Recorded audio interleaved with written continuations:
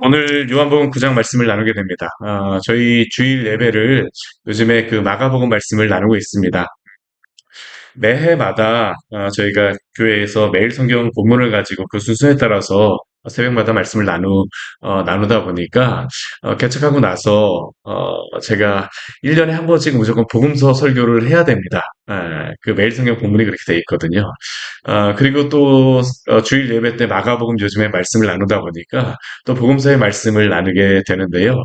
근데 제가 이 복음서의 말씀을 제가 개인적으로도 읽고 또 말씀을 나누면서 이게 참 성경 말씀이 매일 보던 말씀이 어찌 보면 굉장히 익숙한 말씀인데도 불구하고 이 말씀을 볼 때마다 이게 저에게 주시는 그러한 은혜가 다르다라는 것을 생각해 봅니다. 어찌 보면 우리가 음식을 먹을 때에도 처음에 먹었을 때에는 그냥 그 음식에 그냥 그 맛만 나지만 계속 씹다 보면 그 안에서 나오는 단맛이 있는 것과 같이 하나님의 말씀도 우리가 그 점점 묵상을 하고 읽으면 읽을수록 그때마다 주시는 또 하나님의 은혜가 계속적으로 있다라는 것을 제가 요즘에 말씀을 준비하면서 또 읽으면서 경험하게 됩니다. 요즘에 그 제가 이 복음서 말씀을 보면서 저에게 많이 하나님께서 주신 그 은혜 가운데 한 가지 뭐냐면 저의 믿음에 대하여서 생각해 봅니다. 예수 그리스도가 이 복음서의 그러한 내용은 예수 그리스도의 행적입니다. 예수 그리스도가 이 땅에 오셔서 어떻게 하셨는지. 특히 사복음서는 이 뭐 같은 그러한 비슷한 말씀이라 할지라도 예수 그리스도에 대해 행적에 대해서 보여주는 그러한 방향들이 다르게 되어집니다. 근데 이것이 왜 다르게 되어졌는가라는 것, 왜 다르게 이게 어, 말씀해 주시는가라는 것들을 생각해 보게 되면 그것을 보는 사람들의 그 보는 사람들이 예수 그리스도가 어떠한 분인가를 알기 위하여서 또한 그분이 어떠한 분인가를 믿게 하기 위하여서 이렇게 다르게 말씀했다라고 생각이 되고 또 특히 요한복음 말씀 같은 경우에는 다른 앞에 있는 공간복음 세 가지의 그 마태, 마가, 누가복음과 다르게 완전히 다른 각도에서 또 예수님의 행적에 대하여서 말씀하고 있습니다. 그런데 저에게 이것들 뭐 다른 방향으로도 이야기하지만 또 한편에서 저에게 요즘에 보여지는 주시는 그러한 은혜는 아까도 말씀드렸던 것 같이 저의 믿음에 대해서 생각해 보게 됩니다. 예수 그리스도가 어떠한 분인가를 보여주셨는데 그 가운데에서 예수 그리스도를 내가 어떻게 믿고 또한 신뢰하고 따라가고 있는가. 제자라고 말씀하시는데 우리가 앞에 8장 말씀에서 제자의 그러한 모습은 어떠한 사람들입니까? 예수 그리스도의 말씀에 거하는 자들입니다. 또한 예수님을 사랑하는 사람들이 바로 제자라고 우리가 앞에 우리가 8장 말씀에 보게 되면 요한복음 말씀을 통하여서 주님께서 우리에게 말씀하여 주세요. 그리고 9장 말씀에서는 또 다시 새로운 이제 사건이 새로운 표적이 한 가지가 나오게 되는데요. 요한복음 9장에 나오는 그러한 표적은 날 때부터 맹인되었던 사람이 보게 된 그러한 표적이 앞에 9장 1절부터 12절까지의 말씀에서 나와 있습니다. 맹인되었던 사람. 그런데 주님께서 그를 만나시고 그 진흙을 개서 그의 눈에 발라주시고 실로암 물에 가서 씻으라라고 하셨을 때 그의 눈이 어떻게 됩니까? 보게 되어집니다. 놀라운 표적이 우리에게 보여진 것이죠. 이 표적은 무엇을 나타내는 것입니까? 예수님께서 바로 세상의 빛이라는 것을 보여주시는 것입니다. 우리 그 요한복음 우리 앞에 9장 5절 말씀에 보게 되면 이러한 말씀이 있습니다. 우리 같이 한번 9장 5절 말씀 같이 한번 읽어볼까요? 내가 세상에 있는 동안에 세상에 빛이로라. 이 말씀은 우리 6절 말씀을 보고 6절 말씀도 같이 한번 읽을게요. 6절 말씀도 이 말씀을 하시고 땅에 침을 뱉어 진흙을 이겨 그의 눈에 바르시고 우리 앞부분에 보게 되면요. 날 때부터 맹인된 사람을 만나시고 나서 예수님께서 고쳐주시고 세상의 빛이라고 말씀하지 않으시고요. 우리 그 5절 말씀을 보게 되면 고쳐주시기 전에 예수님 뭐라고 말씀하십니까? 내가 세상에 있는 동안에는 세상의 빛이라고 말씀하시고 나서 고쳐주세요. 진흙으로 이기고 나서 실로암 물에 가서 씻으라라고 그 다음에 나옵니다. 왜 이렇게 이 순서대로 기록을 하였을까요? 한 가지입니다. 예수님이 바로 세상의 빛이 되어 주신다는 것을 말씀하시고 고쳐주심으로 말미암아 정말로 예수님이 세상의 빛이라는 것을 어떻게 하시는 겁니까? 증명하시는 겁니다. 표적이 되어주는 겁니다. 그래서 이 순서도 중요한 겁니다. 내가 바로 세상의 빛이라. 그러면 세상에서 빛을 보기 위해서는 어떻게 해야 될까요? 예수님을 믿어야 된다라는 것이 바로 이 표적을 통해서 우리에게 보여주는 말씀이죠. 우리에게 예수님이 세상의 빛이라는 것을 보여주셨습니다. 선포하셨습니다. 그리고 그 다음에 우리에게 요구하신 것은 무엇이에요? 내가 세상의 빛인 것을 증명하였으니까 너희는 믿으라라는 겁니다. 그래서 요한복음은 바로 예수님이 행하신 그 이적을 무엇이라고 이야기합니까? 표적이라고 이야기합니다. 우리는 예수님을 세상의 빛으로 믿고 있습니까?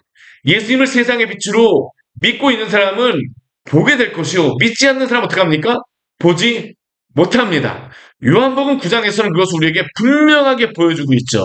예수님께서 자신이 세상의 빛 되심을 증명하여 주었는데 그렇다면 사람들의 반응은 무엇일까요? 오늘 말씀에서는 사람들의 여러 가지 반응들이 나오고 있는 말씀입니다. 뭐 별 사건이 없는 것 같지만요.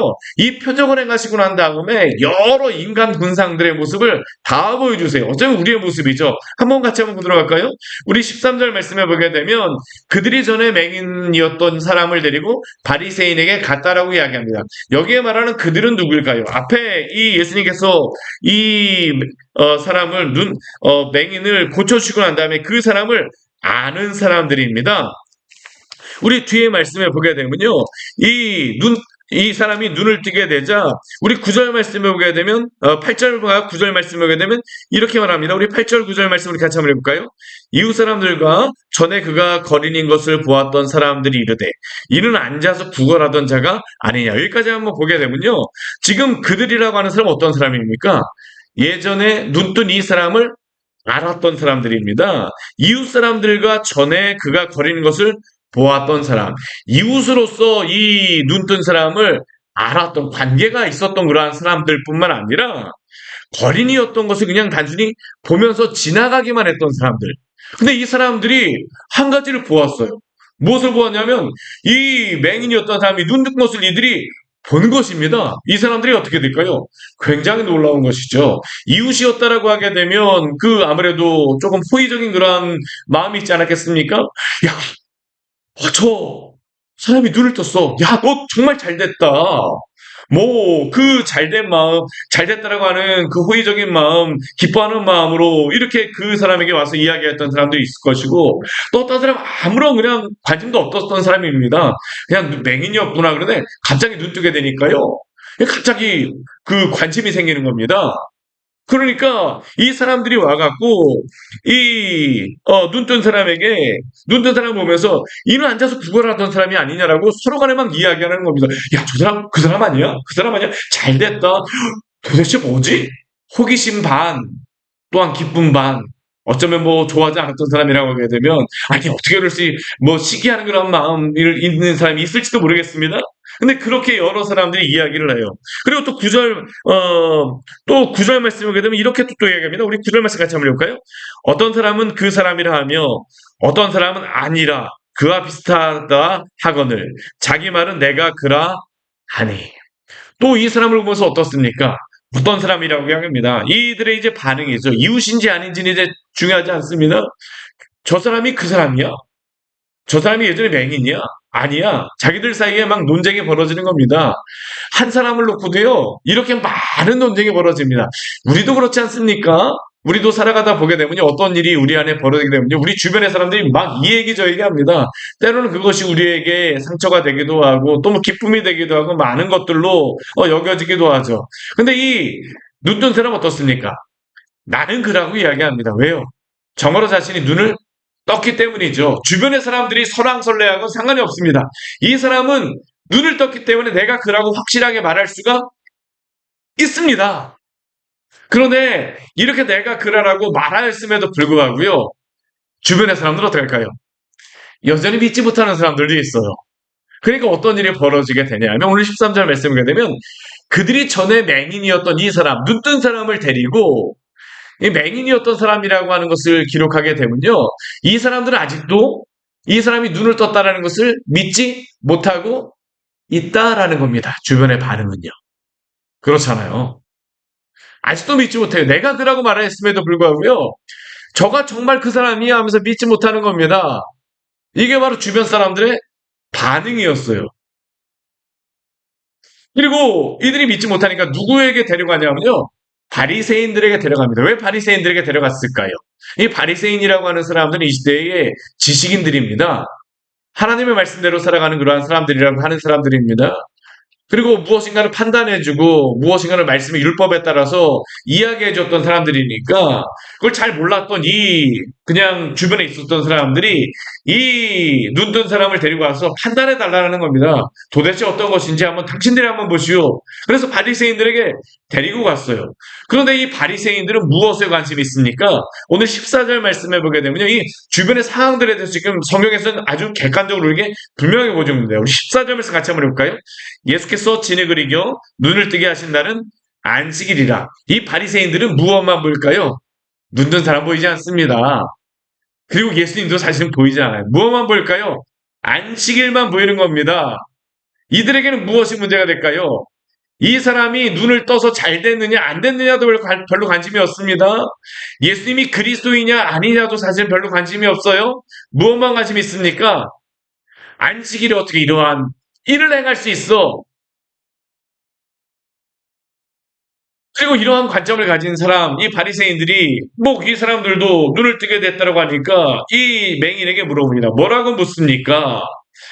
그거 너가 어떻게 눈을 뜨게 되었느냐? 이 맹인을 향하여서 주변의 사람들이 다 이야기하는 너가 어떻게 눈을 뜨게 되었어? 내가 그라. 난 눈 뜨게 되었어. 예수가 나를 눈 뜨게 해줬어. 분명히 얘기했는데도 불구하고 믿질 않습니다. 바리새인들도 그 말을 믿지 않아요. 그러니까 어떻게 됩니까? 어떻게 눈을 뜨게 됐느냐? 더군다나 이 바리새인들 같은 경우는 예수님을 미워하거든요. 믿고 싶지 않습니다. 다시 한번 질문하는 겁니다. 어떻게 너가 눈을 떴니? 그 사람이 진흙을 내 눈에 바르매 내가 씻고 보나이다. 다시 한번 이 맹인은 자신에게 있었던 일을 분명하게 이야기합니다. 그 사람 예수가 여기에는 예수라고 이야기를 하진 않습니다. 그러나 그 사람은 앞에 말씀해 보게 되면 예수인 것을 우리 11절 말씀해 보게 되면요. 이 맹인 이 눈뜬 사람이 예수라는 그 사람이 진흙을 이겨 내 눈을 바르고 나더러 실로암 못에 가서 씻으라 하기에 내가 가서 씻었더니 보게 되었다라고 이야기했기 때문에 이 바리새인들도 이야기를 들었기 때문에 구태여 예수님이라고 말할 필요가 없는 겁니다. 그 사람 예수님이 내 눈을 뜨게 하셨어요. 그런데 이 바리새인은 어떻습니까? 방금 전에 제가 말씀드렸던 것 같이 이 사람들은 이 맹인이 눈 뜬 것도 별로 관심 없습니다. 그리고 또 예수님이 그 눈 뜬 것에 대해서 믿으려고 하지도 않습니다. 그냥 이 사람들 사이에 있었던 것은 무엇일까요? 안식일 어긴 것만을 가지고 지금 관심이 있는 것이죠. 그러니까 16절 말씀을 보게 되면 뭐라고 얘기하냐면 이 사람이 안식일을 지키지 아니하니 하나님께로 온 자가 아니라 이 사람들은 예수님에 대해서 뭐라고 생각하는 사람들일까요? 귀신 들려서 이 일 행하는 사람이라고 생각하는 사람들입니다. 이게 강한 사람들이죠. 근데 이 바리새인 중에도 좀 유한 사람이 있어요. 그 사람들은 뭐라고 얘기합니까? 뒤에 보게 되면 죄인으로서 어떻게 이러한 표적을 하겠느냐. 예수님이 누구인가는 분명하게 이 사람들은 이야기를 하지 않습니다. 그러나 죄인으로서 이러한 일을 행할 수는 없기 때문에 이적이 일어난 것은 분명한 거, 뭐라고 이야기할 예수에 대해서 뭐라고 이야기할 수는 없다라고 하는 것이 바로 이 바리새인들 한편의 사람들이죠. 그리고 그것으로 무엇이 되고 있습니까? 분쟁이 일어나고 있습니다. 여기까지의 모습을 보게 되면요. 사람들의 여러 가지 관점들이 보이게 되죠. 예수님이 어떠한 분인가는 분명히 보여주셨습니다. 나는 세상의 빛이라. 내가 바로 이러한 일을 행하는 하나님의 아들이요 그리스도라는 것을 요한복음 전체는 그것을 말하기 때문에 내가 바로 하나님이 보낸 아들이요 그리스도라는 것을 분명히 보여줌에도 불구하고요. 이 사람들은 어떻습니까? 믿지 않습니다. 인정하지 않아요. 이 사람이 정말로 그 사람이냐라고 의심합니다. 보통의 사람들은 바리새인이 아닌 사람들은 이 사람이 정말로 그 사람이라고 의심을 합니다. 바리새인들은 무엇을 가지고 합니까? 안식일에 이러한 것을 행하기 때문에 죄인이냐 아니냐를 가지고 예수님을 판단합니다. 이게 바로 예수님에 대하여서 또한 이들이 가졌던 생각들이죠. 이게 어찌 보면 이 세상의 사람들의 생각이며 또한 죄인들이 오늘날도 가지고 있는 그러한 생각들 아닙니까? 예수님 우리를 구원하신 유일한 분이십니다. 너나 믿어? 나에게 무슨 소용이 있어? 이렇게 완악한 마음을 가진 사람도 있는 반면에 어떤 사람들은 그래 그래도 성경에 보게 되면 뭐 착한 말, 그 좋은 말 썼기 때문에 그래 한 번쯤 들어볼 가치는 있어라고 뭐 무관심 가운데 이야기하는 사람들도 있는 것이죠. 또 한편에서는 어떻게 그러한 일이 있을 수 있어? 그런데 이러한 일 가운데에 이 바리새인들이 자신들 안에 분쟁이 있으니까 오늘 17절 말씀을 보게 되면요. 이 사람들은 맹인이 분명히 이야기하였음에도 불구하고요. 또다시 눈뜬 사람에게 질문합니다. 맹인 되었던 자에게 질문합니다. 의심 가운데 질문하는 것이죠. 17절 하면서 같이 한번 읽어볼까요? 이에 맹인 되었던 자에게 다시 묻되 그 사람이 내 눈을 뜨게 하였으니 너는 그를 어떠한 사람이라 하느냐. 이번에는 누구에게 질문합니까? 이 맹인에게 질문하는 겁니다. 너가 눈을 뜨게 되어졌다고 이야기하는데 너는 그 사람을 어떻게 생각하느냐? 왜 이 바리새인들이 이 눈뜬 사람에게 질문할까요? 이 바리새인들은 이 눈뜬 사람에게 기대하고 있는 것이 있습니다. 예수님이 죄인이라고 이야기해 주기를 바라는 겁니다. 이 사람은요. 그렇죠. 이 바리새인들은 자기들끼리 죄인이냐 아니냐 예수님에 대해서 이야기하니까 죄인이기를 바라는 그러한 마음에서 적어도 이 사람은 아무런 것도 아니라는 그러한 것에서 아니면 내가 눈을 뜨지 않아 나는 예전에 맹인이 아니었습니다. 라고 말하기를 바라는 것이겠죠. 그러나 오늘 이 바리새인들이 이 눈뜬 사람에게 질문해요. 그 사람이 내 눈을 뜨게 하였으니 너는 그를 어떠한 사람이라 하느냐. 근데 사실 이 질문은 오늘 세상이 그리스도인들에게 하는 질문 아니겠습니까? 너는 예수님을 믿는다라고 하는데 너는 도대체 예수님을 어떠한 사람으로 믿느냐? 오늘날에도 이 세상에 많은 사람들은 믿는 우리를 보면서 우리가 예수님을 어떠한 사람으로 믿는지를 관찰하고 있습니다. 직접적으로 이 질문을 하고 있지 않지만요. 사람들이 우리를 그리스도인들을 주목하는 이유는 무엇일까요? 너는 그 사람이 어떠한 사람인가를 어떠한 사람이냐고 묻고 있는 것입니다. 왜 우리를 관찰합니까? 적어도 그리스도인이 이렇게 살기를 왜 바란다라고 이야기합니까? 너가 예수를 믿는다라고 하게 되면 너는 무엇인가 달라야 되지 않겠느냐라고 기대하고 있는 것 아니겠습니까? 질문이죠. 직접적으로 질문할 수도 있겠지만 오늘도 세상의 사람들은 교회를 보고 또한 성도를 봅니다. 우리는 무엇이라고 대답하겠습니까? 무엇으로 어떤 모습으로 예수님을 보여주겠습니까? 오늘 이 맹인은 이 사람들에게 한 가지 이야기합니다. 뭐라고 이야기합니까? 우리 17절 뒤에 한번 읽어볼까요? 대답하되 선지자니이다. 이 맹인이 눈을 뜨고 나서 선지자냐라고 해요. 주는 그리스도시 하나님의 아들이십니다라고 고백하지 않아서 너무 상처받으실 필요는 없습니다. 우리가 이 사람이 이렇게 고백하지 않다라고 해서 이 맹인을 폄하할 필요가 없어요. 왜냐하면 이 맹인 같은 경우에는 우리가 이 9장 말씀을 보게 되면 이 사람의 고백이 점점 변해가는 것을 봅니다. 처음에는 예수라 하는 사람이라고 합니다. 그냥 예수님을 구원자로서 마태복음에 나오는 그 의미보다는요. 그 이름만을 이야기하는 것입니다. 근데 오늘 이 17절에서 무엇이라고 합니까? 선지자라고 이야기를 하죠. 그 뒤에 보게 되면요. 계속적으로 이 맹인이 뭐라고 하냐면 당신들도 제자입니까? 라고 질문합니다. 그 이야기는 무엇입니까? 나도 그 제자 가운데 있기를 원합니다라는 겁니다. 그리고 그 뒤에 보게 되면 어떡합니까? 예수님께 와서 당신이 정말로 그분입니까? 하면서 예수님 앞에 절하고 경배하게 되어집니다. 이 맹인은 어떡합니까? 점점점 예수님에 대하여서 알아가게 되죠. 점점점 알고 싶어 합니다. 따라갑니다. 성도는 어떠한 사람입니까? 저도 아까 제가 말씀드렸지만 제가 복음서를 보면서 예수님에 대한 이해가 달라집니다. 말씀에 대한 이해가 달라져요. 목사를 할지라도 말씀을 보게 되면 항상 이게 말씀이 새롭게 우리에게 은혜를 주십니다. 그러나 한 가지는 있어요. 제가 이 말씀을 보면 볼수록 저는 예수님을 더 사랑하고 예수님을 더 닮아가고 싶고 제가 예수님 앞에서 그 점점점 깨달아가게 되어지는 그 은혜가 점점점 주님께서 주시는 은혜가 있습니다. 우리도 신앙이 한꺼번에 이렇게 확 성장하지 않습니다. 점점 어떻게 합니까? 우리가 예수님을 알게 되어져 가지 않습니까? 저는 이러한 은혜가 우리 모두에게 있기를 바랍니다. 예수님을 날마다 알고 예수님을 날마다 닮아가십시오. 오늘 맹인은 그렇습니다. 왜요? 눈을 뜨게 되었기 때문이죠. 눈을 뜬 사람에게 일어나는 일입니다. 열매가요, 열매로 알리라라고 이야기를 하지만 분명한 것은 무엇입니까? 예수님께서 열매로 알리라고 말씀하시지만 열매로 알리라라고 하는 그러한 의미는 감나무에게는 감이 나고요. 사과나무에게는 사과가 납니다. 아무리 작은 열매라 할지라도요. 그것이 마시지 않는 열매라 할지라도 그 사과나무에서 나는 열매는 무엇입니까? 사과입니다. 물론 그것이 맛이 점점점 숙성되어져 가고 그 빨갛게 변화져 가는 건 나중에 되어지지만 일단 눈을 뜨게 되면 열매가 맺히게 되면요. 그 열매가 맺어질 수밖에 없어요. 이 맹인을 통하여서 우리에게 보여준 것이 왜요? 예수님이 세상의 빛이시기 때문입니다. 우리에게 빛을 비춰주시게 되면요. 그렇게 변하게 되어지죠.